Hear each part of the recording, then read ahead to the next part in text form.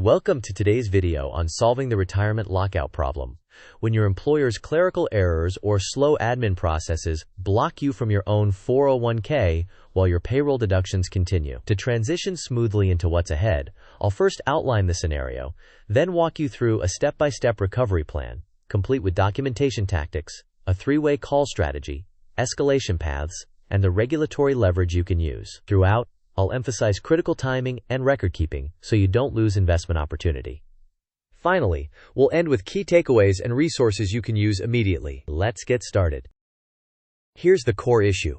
Your payroll deductions are leaving your paycheck as expected, but a data mismatch, like a misspelled name, wrong SSN, incorrect date of birth, or a mismatched address, prevents the retirement record keeper from linking your contributions to your online profile. As a result, you can't log in, can't select investments, and potentially miss out on returns.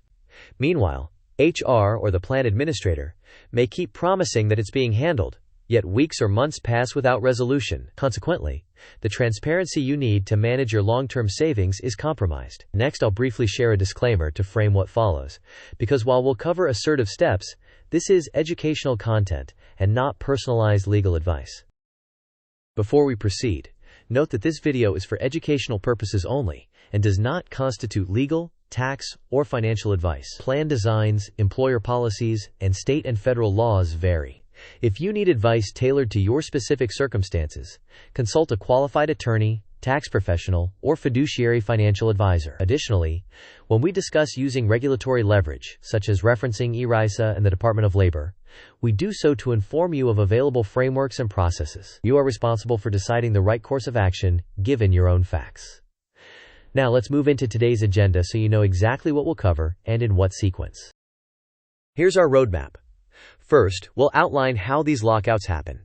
Next, we'll walk through immediate checks that verify whether money is actually reaching the plan provider. Then, we'll cover meticulous documentation practices. After that, we'll discuss a controversial but sometimes effective tactic, registering with the flawed data to regain investment control, followed by prioritizing the correction. We'll then stage a three-way call to collapse communication gaps. If that doesn't work, we'll escalate using management and regulatory channels, including ERISA considerations and the Department of Labor. Finally, we'll consolidate the key points and next steps.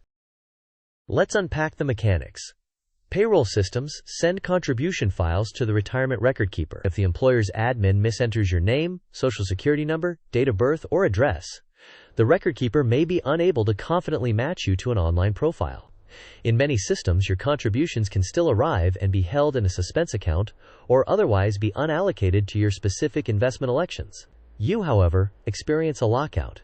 You can't log in, you can't set or change investments, and you can't monitor your balance in real time. As weeks pass, you lose the opportunity to capture returns that may occur in the market, which is a direct opportunity cost. Meanwhile, HR or an internal administrator might continue to reassure you that it's in progress, but without a firm resolution date or the right level of urgency, the problem drags on. Next, we'll move to the immediate checks you should run to establish the facts quickly. Begin by calling the retirement plan provider directly and confirm whether contributions in your name are actually arriving. Ask for a transaction or funding log with dates and amounts, which will serve as hard evidence. In parallel, capture screenshots or PDFs of your pay stubs showing each deduction. Maintain a time-stamped log of every phone call and email that documents who you spoke with, when, and what was promised. These records are essential if you need to escalate. Finally, request a three-way call that includes you, the employer's plan administrator or HR contact, and the provider's customer service representative on the same line. This reduces miscommunication and finger-pointing. Up next, let's discuss how to document your case so it's airtight if escalation becomes necessary. Create a single source of truth, a dedicated folder or note with subfolders for pay stubs, provider confirmations, and correspondence. Save your pay stubs as PDFs and request written confirmations from the provider when possible. Keep a running timeline that logs the date, time, who you spoke with, and what they promised, including any ticket numbers. After every phone call, send a recap email confirming what was agreed and by when. This tactic not only preserves a clear record, but also gently pressures the parties to follow through. Consistent file naming makes retrieval fast, which matters when you're on a call and need evidence instantly. Now that your documentation foundation is set, let's test your understanding with a quick quiz before we move on to a potentially controversial tactic. Quiz time. When you are locked out but payroll deductions continue, what should you verify first? Option A. Whether your employer promises to fix it soon. Option B. Whether contributions are arriving at the plan provider. Option C. Whether you have a printed copy of your last pay stub. Option D. Whether your coworkers have access to their accounts. You may pause the video now to think about the answer. We will discuss the answer in the next section of the video. The correct answer is whether contributions are arriving at the plan provider. This confirmation anchors your next actions because it shows whether the issue is about data mismatches and access, or if funding itself is not occurring. It also equips you with dates and amounts, which are valuable if you need to escalate with your employer or with regulatory bodies. With that clarity, let's move to the controversial but sometimes effective tactic. Some experts advise, in specific systems, registering your account using the flawed personal data that the employer originally submitted. The goal is to regain the ability to select investments and avoid further lost opportunity while simultaneously pushing for a proper correction. This is not universally advisable and depends on provider rules and your risk tolerance, so proceed only if the provider confirms it's permissible and you understand the implications. If you do proceed, use that access to set or confirm your fund elections immediately. Next, file written requests with both the employer administrator and the provider to correct all personal data fields and to reconcile any suspense balances. Make sure you obtain ticket numbers and save every confirmation. Now, to eliminate he said, she said delays, let's orchestrate a three-way call together. This sequence diagram illustrates the choreography of a three-way call. First, you, the employee, request and schedule a joint call. The employer administrator joins, and the plan provider verifies your identity. You then confirm whether contributions exist and request a transaction log. The employer administrator reviews what data was originally submitted. If a mismatch is detected, such as an incorrect date of birth or address, the employer administrator corrects the data at the source system, typically payroll or ERISA. The provider then updates records, links the account properly, and confirms your ability to access the portal. You immediately set or verify your investment elections. Finally, all parties confirm resolution steps, timelines for reconciliation of any suspense balances, and who owns follow-up if anything remains pending. With communication aligned, let's compare merely following up versus applying structured escalation. On the left, polite follow-ups rely on good intentions but rarely impose urgency. Emails without deadlines and the absence of written confirmations allow the issue to linger. On the right, structured escalation sets clear timelines, leverages a three-way call to unify information, and documents commitments with ticket IDs and names. If internal pressure fails, it moves up to management and, when necessary, invokes regulatory oversight. This method creates accountability at each step and typically shortens resolution time. Now that we've contrasted approaches, let's detail the escalation ladder and the exact language you can use.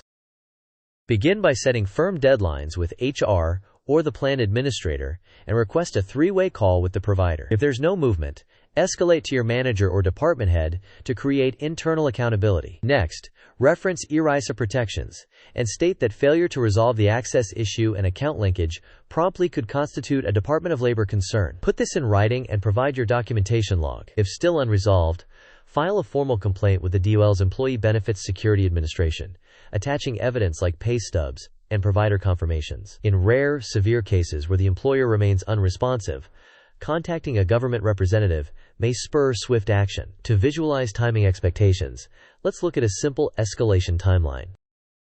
This timeline sets expectations and protects momentum.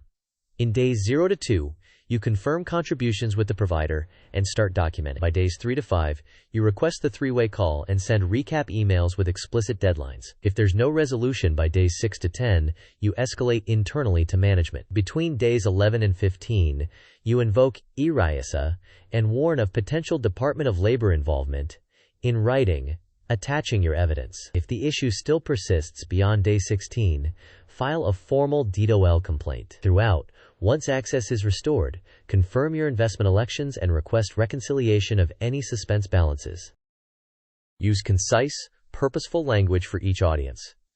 With the plan provider, request confirmation of dates and amounts and ask for a transaction log. With HR or the plan administrator, identify the likely data mismatch and request correction by a specific date. When involving your manager or department head, highlight the impact and ask for help enforcing a timeline. In a formal written notice to the employer, reference ERISA and the possibility of Department of Labor involvement to increase urgency. If necessary, file a complaint with the DAL's Employee Benefits Security Administration and include your evidence. Next, let's verify your understanding with a quick quiz. Here's your second quiz. Which statement best reflects your rights under federal law regarding employer-managed retirement plans? Option A. Employers can delay access indefinitely if payroll deductions continue. Option B. ERISA provides protections, and unresolved access issues can be raised with the Department of Labor. Option C. Only the plan provider can fix account access issues, not the employer. Option D. If others at your company have access, you must wait your turn. You may pause the video now to think about the answer. We will discuss the answer in the next section of the video. The correct answer is that ERISA provides protections, and unresolved issues can be raised with the Department of Labor. Employers have fiduciary responsibilities and must manage plans and participants' best interests. If your access remains blocked and internal channels fail, referencing ERISA and filing a DAL complaint are appropriate steps. Now, let's consolidate the key points so you leave with a clear action plan. These are your key takeaways. First, verify whether contributions are reaching the plan provider. Second, document every interaction and set deadlines. Third, collapse miscommunication with a three-way call. Fourth, consider temporary registration with flawed data only if the provider allows it and you understand the risks. Finally, escalate to management and, if necessary, use ERISA and the Department of Labor for leverage. With these in mind, let's wrap up with a concise summary and a practical checklist you can use right away. Use this checklist to drive consistent action. Confirm funding with the provider, save your pay stubs and written confirmations, and maintain a time-stamped log. Request a three-way call to align the parties. If permissible and you understand the implications, consider setting investment elections even if you temporarily register using the flawed data. Then, send a written ERISA and Department of Labor warning with a specific deadline. If the issue persists past that deadline, file a formal complaint. Finally, once access is restored, verify your investment elections and request reconciliation of any suspense balances. Now here's a brief summary to solidify the plan. In summary, clerical errors often cause account lockouts even while your contributions reach the provider. Establish facts first by confirming funding and collecting a transaction log. Document every interaction, set deadlines, and use three-way calls to eliminate miscommunication. If internal efforts stall, invoke ERISA and, if necessary, file a Department of Labor complaint to create urgency. Above all, protect your investment choices and time in the market by acting quickly and methodically. Thank you for watching. If this walkthrough helped you take back control of your retirement account, please like the video, share it with a colleague facing a similar issue, and subscribe for more practical guides. I'd love to hear your experience and questions in the comments. Your insights can help others resolve their lockouts faster.